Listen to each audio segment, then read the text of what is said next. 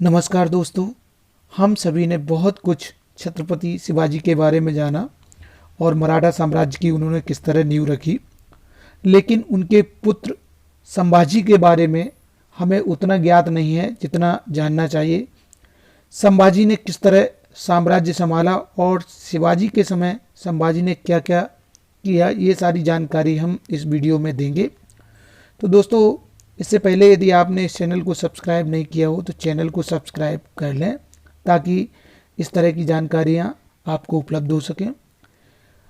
मित्रों, मैं आपको बता दूं कि शिवाजी महाराज के दो पुत्र थे। बड़े पुत्र का नाम संभाजी और दूसरे पुत्र का नाम राजा राम।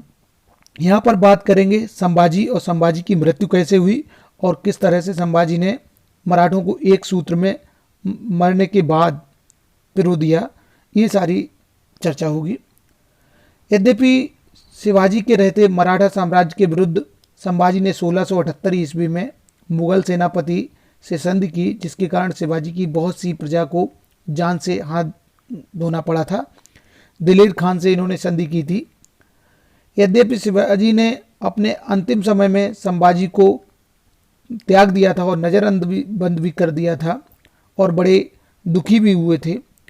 और 1680 में जब शिवाजी की मृत्यु हो गई तो 1681 में संभाजी राजगद्दी पर बैठे राज्याभिषेक करवाया और उन्हें इस बात का शक हुआ कि उनकी मृत्यु का षड्यंत्र रचा गया है।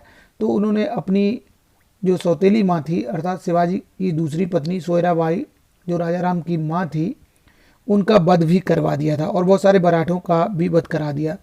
तो देखा जाए तो संभाजी के प्रति मराठों में बहुत असंतोष था, किंतु जैसे ही वो शासन सत्ता उनके हाथ में आई तो औरंगजेब के विरुद्ध, मुगलों के विरुद्ध उन्होंने काम करना प्रारंभ कर दिया।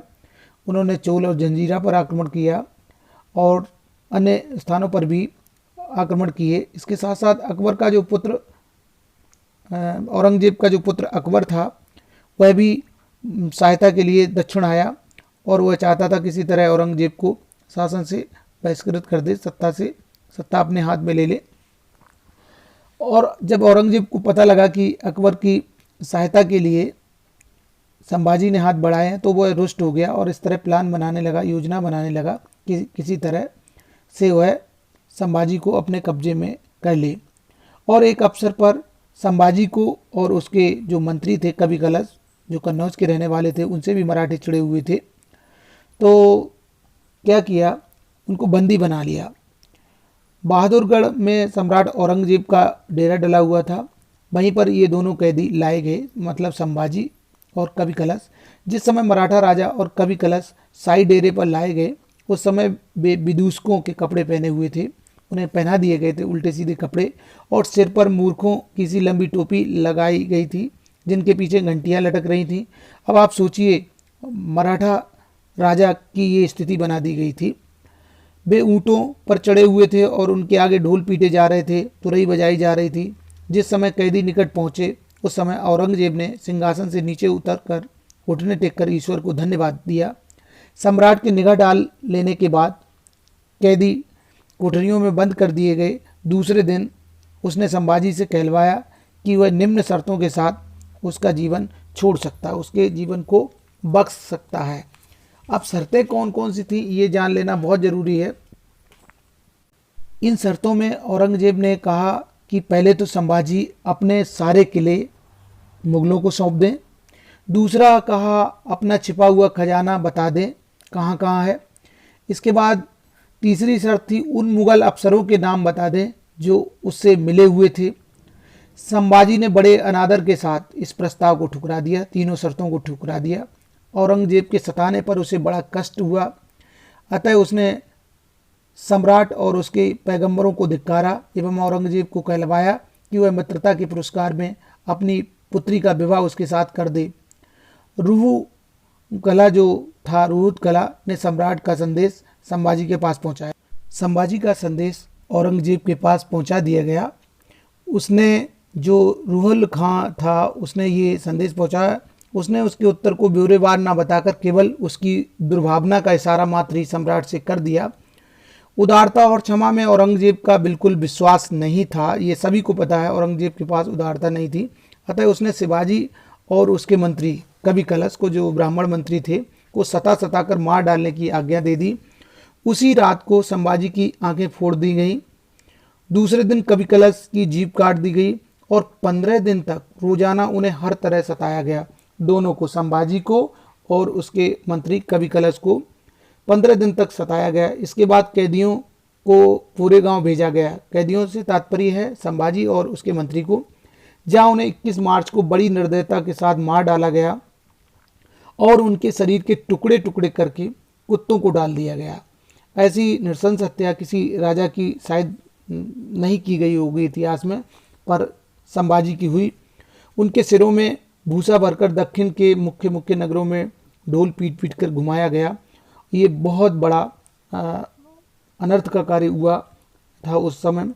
इस प्रकार दूसरा मराठा राजा केवल 9 वर्ष के अल्पकाल के पूर्व ही समाप्त हो गया, मतलब 1680 से 1689 तक। संभाजी एक वीर सैनिक तो था, किंतु एक अच्छा राजा अथवा राजनीतिज्ञ नहीं था। उसमें ना तो अपने पिता जैसी संगठित शक्ति थी और ना अवसर से लाभ उठाने की उन जैसी योग्यता।